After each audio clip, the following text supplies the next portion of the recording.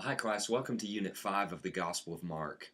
This week we're going to be looking at the specific subject of discipleship in Mark chapters 3 through 6. So we're going to be covering more material than we're accustomed to covering thus far. As you cover this material, I want you to keep one firm question in the center of your thinking.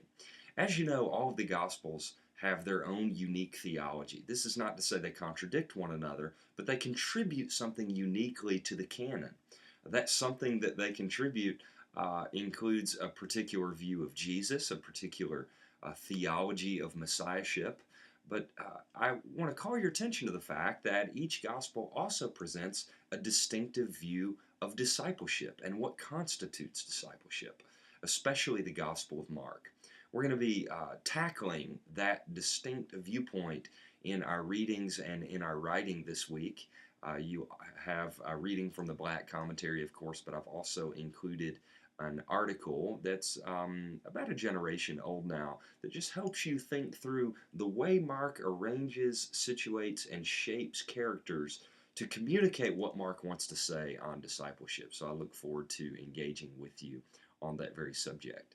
Today and tomorrow I'll be grading your reflection papers from the last unit on healing narratives and Sabbath, and I will be getting back to you individually with my comments in the PTS portal. If for some reason you're not seeing my comments that are addressed and specific to your work, something is wrong and you need to contact me so that we can figure it out.